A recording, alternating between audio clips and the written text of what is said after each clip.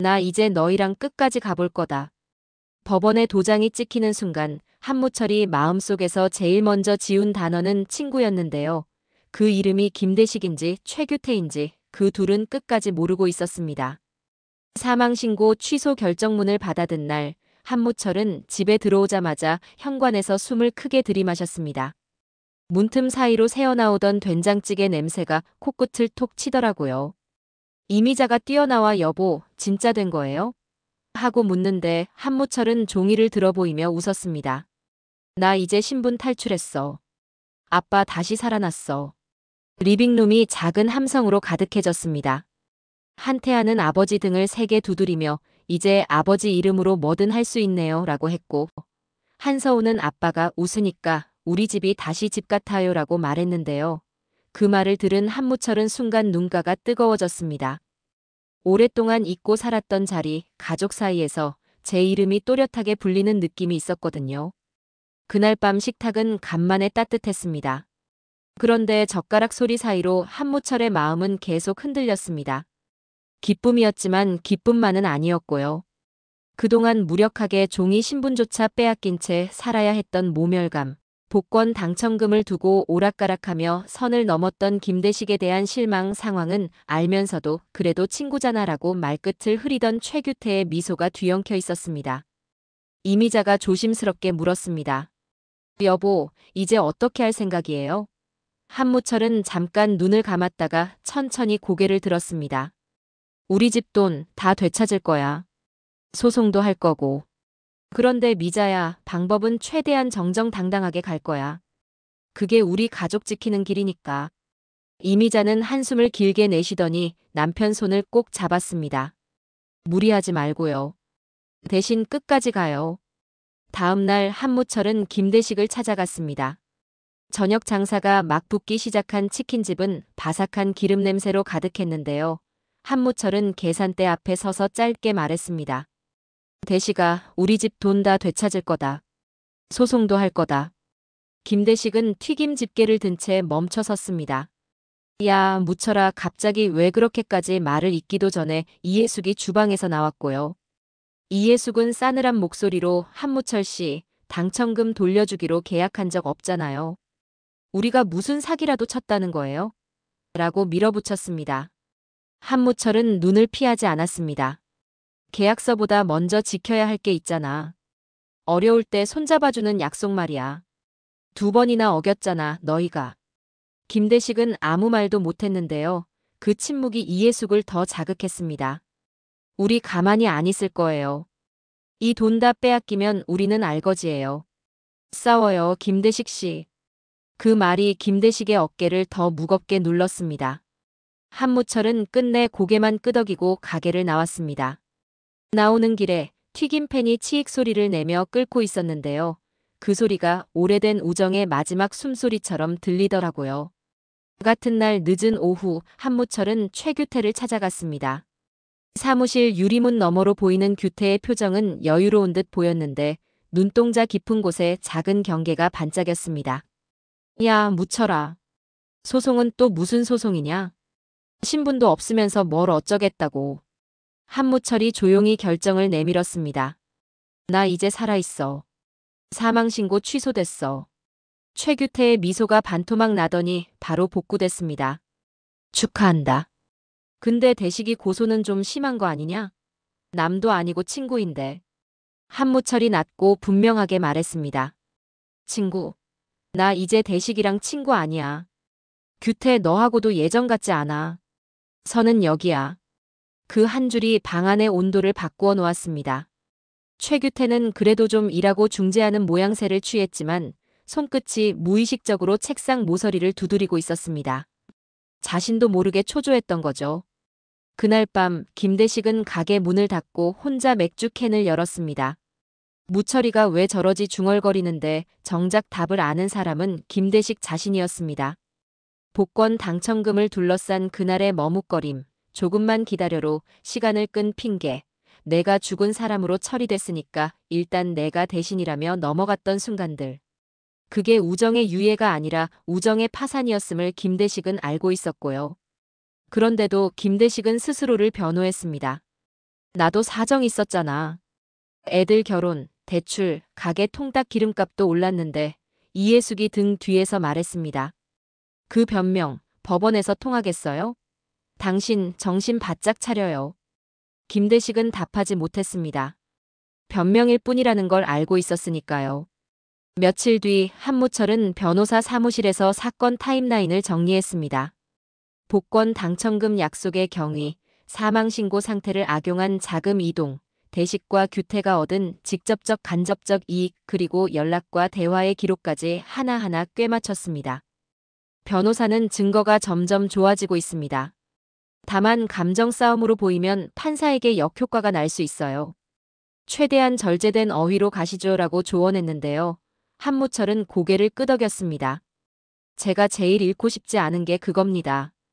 감정에 휩쓸리면 우리 가족이 또 다칩니다. 변호사가 미소를 지었습니다. 그 마음이면 충분합니다. 집에서는 또 다른 싸움이 진행 중이었습니다. 한태아는 성적표보다 법률 용어를 더 많이 읽고 있었고요. 한서우는 엄마 대신 장을 봐오며 아빠 컨디션 챙겨야 해요. 재판은 체력전이래요라고 말했습니다. 이미자는 묵묵히 자료처를 정리해주다가 어느 순간 멈춰서서 남편을 바라봤습니다. 여보, 미안하지만 혹시 대식이는 조금 다르게 볼 수 없을까요? 규태는 알면서 밀어붙였고 대식이는 흔들리긴 했지만 말이죠. 한무철은 잠깐 말이 없었습니다. 미자야, 나도 그 생각 100번 했어. 그래서 더 분명해야겠더라고. 마음이 흔들릴수록 원칙을 놓치기 쉽거든. 원칙을 지키면 나중에라도 대식이가 돌아올 길은 남아. 그런데 원칙을 무너뜨리면 우리한테 돌아올 길이 없어. 이미자는 그 말을 듣고 더는 설득하지 않았습니다. 대신 남편의 차에 비상약과 물을 채워 넣었는데요. 그 조용한 동맹이 한무철에게 큰 힘이 됐습니다. 첫 기일, 법원 복도는 묘하게 냉랭했습니다. 김대식은 변호사 옆에서 초점 잃은 눈으로 서 있었고 이해숙은 입술을 꽉 깨물고 있었습니다. 최규태는 특유의 미소를 되찾은 듯 했는데 눈 밑에 옅은 다크서클이 내려앉아 있더라고요. 재판에서 한무철 측은 통화 기록과 메모, 계좌 흐름을 설명했고요. 사망신고 상태를 이유로 한 잠정 조치가 실은 기회주의적 점유였다는 정황을 조목조목 짚었습니다. 김대식 측 변호사는 동병상련의 우정 속에서 생긴 오해라고 항변했지만 판사는 몇 차례 고개를 갸웃했습니다. 오해라기엔 금전 이동이 너무 명확한데요. 그 말에 김대식의 어깨가 툭 내려앉았습니다. 기일이 끝나고 복도에서 작은 소동이 있었는데요. 최규태가 다가와 낮은 목소리로 말했습니다. 무철아, 그래도 우리가 그 말이 입에서 떠나기도 전에 한무철이 잘랐습니다. 우정은 내가 먼저 버렸어, 규태야. 오늘은 그냥 절차일 뿐이야. 그 목소리가 흔들리지 않자 최규태의 표정에서 억울함과 분노, 그리고 묘한 공포가 차례로 지나갔습니다. 너도 완벽하진 않잖아. 그 짧은 말이 침처럼 바닥에 떨어졌고요. 한무철은 대꾸하지 않았습니다. 대신 속으로 남긴 말이 있었는데요. 완벽하려는 게 아니라 똑바로 서려는 거다. 바로 그날 저녁 예상치 못한 반전의 조짐이 생겼습니다. 한무철 우편함에 봉투 하나가 꽂혀 있었고요. 보낸 사람 없는 흰 봉투 안에는 프린트 몇 장이 들어 있었습니다.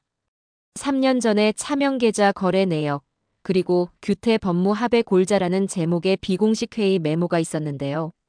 날짜와 시간, 장소, 참석자 이니셜이 촘촘했는데 무엇보다 메모 구석에 흘려쓴 볼펜 글씨가 눈에 들어왔습니다. 사망 상태 유지 시 유리. 회복 전 합의 완료 요망. 한무철은 종이를 오래 바라봤습니다. 누가 보냈을까요? 내부자일까요? 아니면 김대식일까요? 곧장 변호사에게 전달했고 변호사는 표정이 굳어졌습니다. 출처를 바로 밝히면 역공 받을 수 있어요. 두 번째 증거가 더해지면 그때 열어봅시다. 한무철은 알겠습니다 라고만 했습니다. 다음 클라이맥스는 뜻밖에도 김대식에게서 시작됐습니다. 밤늦게 치킨집 문이 닫히고 김대식은 혼자 전화를 걸었다가 끊고 또 걸었다가 끊고를 반복했는데요. 결국 번호를 눌렀습니다. 무철아, 나 김대식이다. 오늘, 아니 내일 새벽에 잠깐 볼 수 있을까? 잠시 정적이 흐르다가 한무철의 목소리가 아주 차분하게 돌아왔습니다. 새벽은 가족 시간이라 어렵겠다. 낮에 변호사 사무실로 와. 김대식은 울컥해서 말했습니다. 변호사 끼지 말고 우리끼리 이야기하고 싶다. 한무철이 짧게 대답했습니다. 우리끼리 이야기할 시간을 너무 많이 썼어. 통화는 거기서 끝났고요. 그 한 줄이 김대식에게 치명적이었습니다.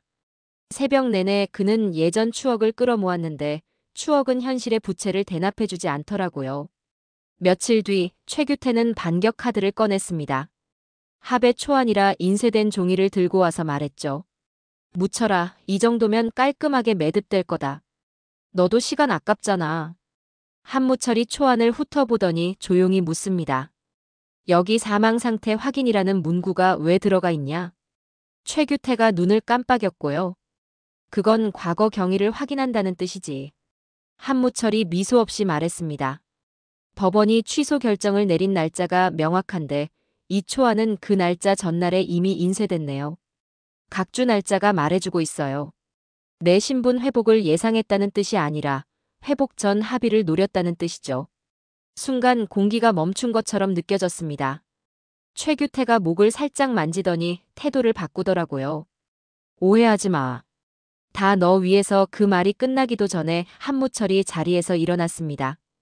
오해라는 말을 가장 많이 쓰는 사람이 보통 가장 확신적으로 알고 있어, 규태야. 다음은 법정에서. 이 장면은 시청자의 심박수를 확 끌어올리는 지점이었는데요. 바로 뒤이어 작은 숨 고르기를 넣을 타이밍이 필요했습니다. 집으로 돌아온 한무철은 서재 불을 켜고 홀로 앉아 있었고요. 이미자가 조용히 차를 들고 와 옆에 앉았습니다. 여보, 사람 마음은 하루아침에 못 바뀌어요. 당신도 나도 그걸 알죠. 그런데 당신 요즘 말끝이 너무 단단해졌어요. 단단한 게 좋은데요. 너무 단단하면 부러지기도 해요. 그 말에 한무철은 한동안 대답을 못했습니다. 미자야, 나도 알아. 그래서 선을 긋는 거야. 선 바깥에서 싸우면 나 자신이 무너지고 선 안에서 싸우면 버틸 수 있어. 이미자는 그 선이 가족에게도 보이는 선이면 좋겠다고, 언젠가 대식에게도 보이는 선이면 좋겠다고 속으로만 빌었습니다. 둘째 기일을 앞둔 전날 밤 새로운 메시지가 도착했습니다.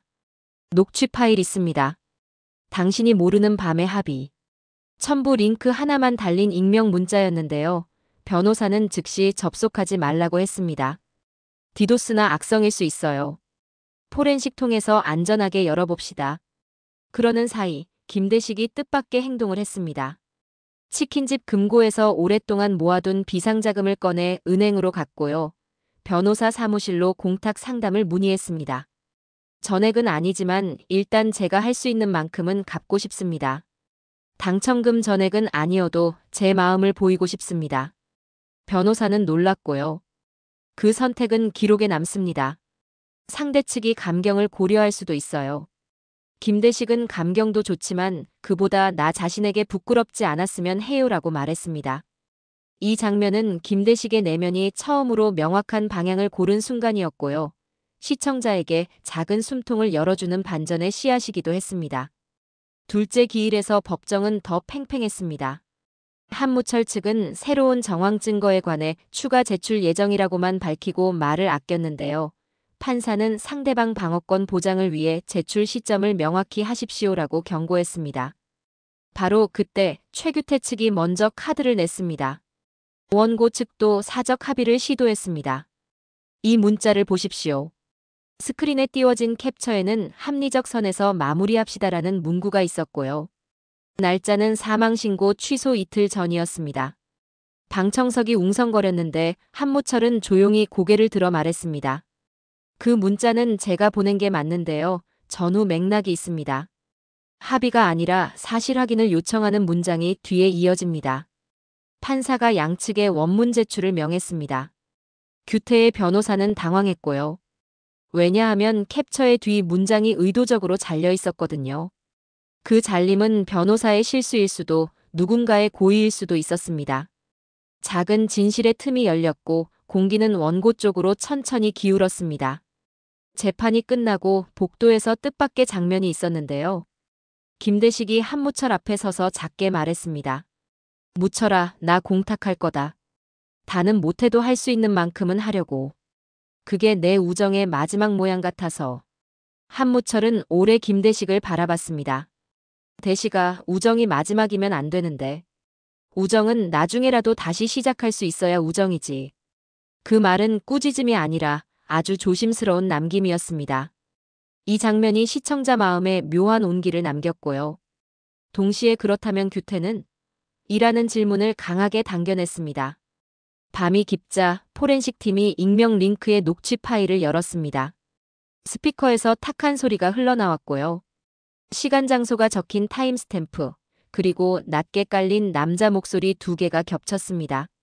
사망 상태 유지하면 편하잖아. 회복되기 전에 합의 끝내. 목소리 하나는 최규태와 놀랍도록 비슷했는데요. 변호사는 섣불리 단정하지 말자고 했습니다. 성문 분석이 필요합니다. 다만 타임스탬프가 앞서 받은 메모와 묘하게 맞물립니다. 한무철은 고개를 끄덕였고요. 가슴속에서 분노가 올라왔다가 가족 얼굴이 떠오르자 잠시 내려앉았습니다. 이걸로 사람을 부수려는 게 아니다. 진실을 세우려는 거다. 스스로에게 다시 선을 그어두는 확인이었습니다. 다음 날 아침 한무철은 태아와 함께 학교 근처까지 걸었습니다. 아들이 말했습니다. 아버지, 제가 어제 신뢰 회복에 대해 공부했는데요. 회복은 벌이랑 같지 않더라고요. 벌은 법정에서 받고 회복은 마음에서 시작된대요. 한무철이 웃었습니다. 좋은 스승을 뒀네. 태아가 덧붙였습니다. 그래서요, 김대식 아저씨가 공탁한 건 벌보다는 회복 쪽에 더 가깝다고 느꼈어요. 저는 그게 좋았어요. 그 말이 한무철의 발걸음을 아주 조금 가볍게 만들었습니다. 그 시각, 최규태는 사무실에서 전화를 한 통 받았습니다. 그 파일 어디서 났냐고요? 수화기 넘어 목소리가 짧게 대답했습니다. 알아야 할 사람만 알면 됩니다. 전화가 끊긴 자리에서 최규태는 거칠게 숨을 몰아쉬었습니다. 내부에 구멍이 있다는 뜻이었고요. 곁눈질로 본 유리병 너머에 직원들이 쉴 새 없이 키보드를 두드리고 있었습니다. 누구일까요? 의심이 사람을 갉아먹기 시작했는데요. 그 의심이 결국 최규태 스스로를 무너뜨릴 가장 빠른 길이란 사실을 그는 아직 몰랐습니다. 한편 이해숙은 김대식의 공탁 결정을 알고 크게 화를 냈습니다. 지금 이 와중에 왜 우리가 먼저 무릎을 꿇어? 질싸움을 왜 하냐고. 김대식이 조용히 대답했습니다. 지는 싸움이 아니라 나한테 이기는 싸움이야. 내가 나를 이겨야 그 다음에 무철이랑도 말을 할 수 있어. 이 문장은 김대식에게 첫 번째 자존심이었습니다. 시청자들도 그 문장을 기억하게 될 거고요. 그리고 세 번째 기일을 앞둔 전날 밤. 한무철은 서재에서 펜을 들고 편지 한 장을 썼습니다. 받는 사람은 김대식. 대식아, 내가 공탁할 거라는 이야기 들었다. 고맙다 말하진 않겠다. 대신 한 줄 남긴다. 우리는 우연히 친구가 된 게 아니라 선택해서 친구가 됐고 그 선택을 바꿀 자유도 우리에게 있다. 난 지금 다시 선택하려고 한다. 판결이 나면 결과를 받아들일 거고 그 다음은 사람의 몫으로 남겨두겠다. 편지를 봉투에 넣으며 한무철은 알았는데요. 그 한 줄이 결국 자신을 묶던 매듭을 풀 최초의 칼이 될 거라고요. 마지막 장면은 크게 터뜨리기보다 다음 회를 기다리게 만드는 여지를 남겨야 합니다. 그래서 한무철은 변호사와 함께 녹취의 실체를 확인하기 위해 음성 감정 의뢰서를 작성했고 창밖으로 새벽빛이 서서히 번져왔습니다. 이미자가 문틈으로 얼굴을 내밀고 커피 한 잔 더? 라고 묻자 한무철이 웃으며 고개를 끄덕였습니다. 응. 이번 판 길게 갈 것 같거든. 그 순간 휴대폰이 진동했습니다. 발신자 표시 미상. 문자 한 줄이 떠 있었습니다. 당신이 모르는 세 번째 사람, 내일 법정에서 만나요. 세 번째 사람은 누구일까요? 내부자인가 혹은 오해의 고리를 끊을 키를 쥔 증인일까요? 한무철은 화면을 오래 바라보다가 폰을 뒤집어 놓았습니다. 마음속 선을 다시 한번 손끝으로 짚어보면서요. 그 선 안에서 싸우면 버틸 수 있었고 그 선 바깥으로 나가면 자신이 먼저 무너질 수도 있었습니다.